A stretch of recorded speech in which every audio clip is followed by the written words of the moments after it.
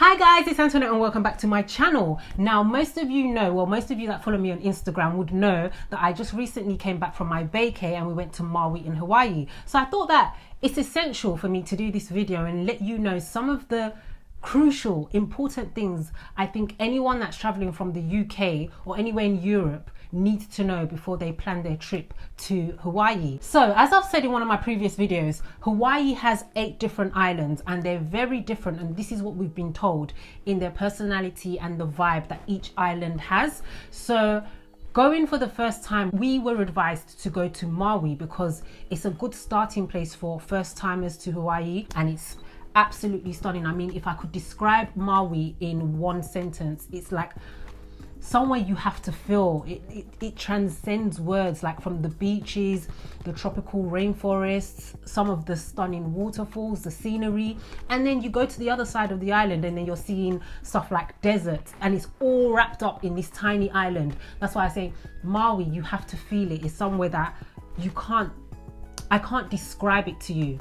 So before you plan your trip to Hawaii, decide on what type of holiday you want, and if you want that kind of relaxed vibe, then Maui is a good starting point for you. Otherwise, there's 7 other islands for you to kind of like explore. So first things first, let's talk about money, because we know this is one of the most important things when planning a holiday. Now, regardless of what anyone says, and a lot of people say that money and expenses is all relative to the individual person, I get that, but talking from a typical standard average earning family in the UK who wants a decent holiday, Hawaii, or should I say Maui, is expensive. It is, in fact, the whole of Hawaii is expensive. I think because it's so isolated, a lot of things have to be imported onto the islands and it just pushes up the cost of everything. So yeah, we found Maui. We were told that it was expensive. We knew it was expensive, but when we got there, it's like if you budget something, just double that price automatically in your head, because it's out of this roof. Some of the things that you're paying for, even in like the general supermarket, the cost of stuff is just like, it's extortionate if you think about it.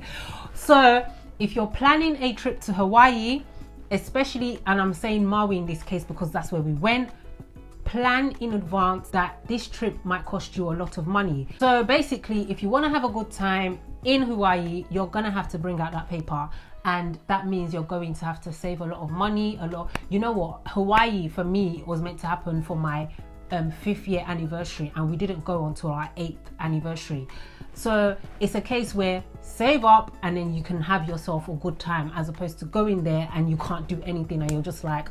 Moving on to my next point, planning is critical. It's crucial. Financial planning is crucial if you don't want to get into debt when you're just going on holiday, because yeah, it really is that peak. So just plan accordingly. Otherwise, you're going to find that you're spending and spending and spending, and then you lose track of things. So plan ahead. Try and work out the things that you want to do or the places that you want to visit beforehand, and the internet is a great place to get as much info on the things to do on the island, and then you can kind of gauge and work out how much it's going to cost you, as opposed to you going there and just winging it. Because when you go there and you wing it, you're going to realize that this costs money, that costs money, this costs money, car rental, everything. So shop around and get an idea and a feel of things before you go there, and so that you've got ample or enough money. And planning in terms of what you want to do as well is also good, because it just gives you that head start, that head knowledge, as opposed to getting there and you're wasting time. Planning in another scope is Maui is one of those islands where, depending on when you go in the year, there's always something different going on. So when we went, we couldn't whale watch because the whales were not like in season. They weren't around there at that time of the year. So you have to plan, depending on what you want to do, you have to plan around that time of the year that you're looking to go,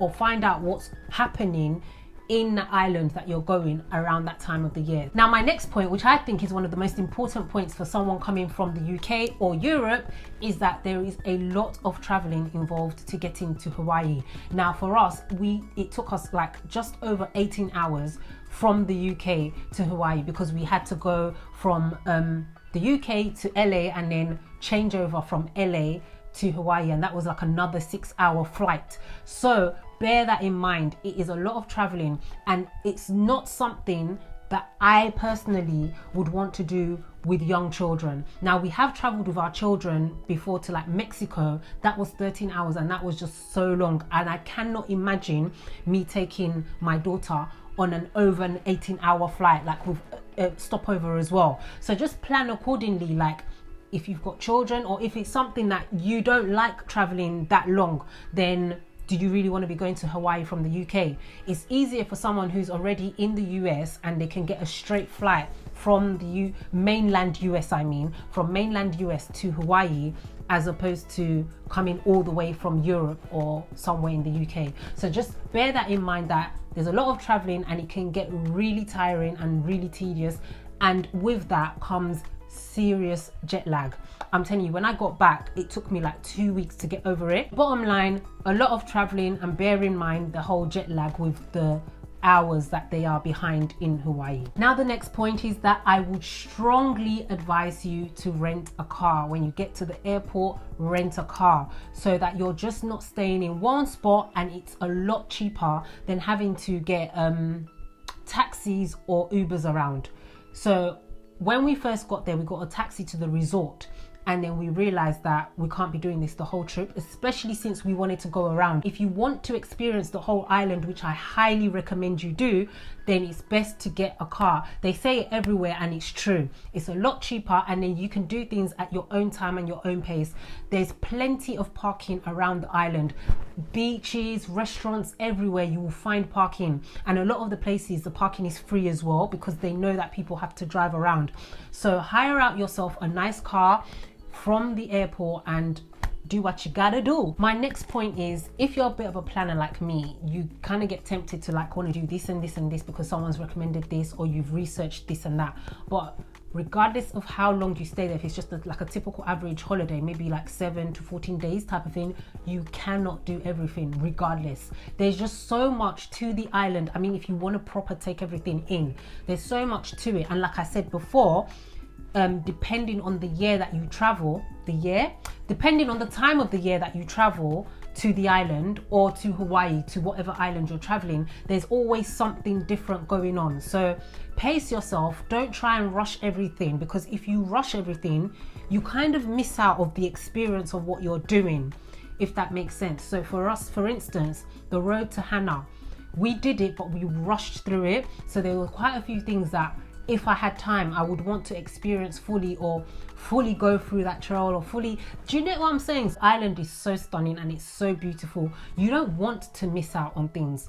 And my recommendation is, if you're going all the way from the UK, then staying there for something like 7 days is way too short. If you have the opportunity to go and stay a lot longer, I would highly recommend it, because then you feel like it's your money's worth, and you feel like you're getting most out of the experience. So if you can, try and stay a bit longer. I'm not saying that you can't do it in 7 days. We did it in 7 days, but I'm just saying that you might want a bit more time to just soak everything in, you know, like just breathe.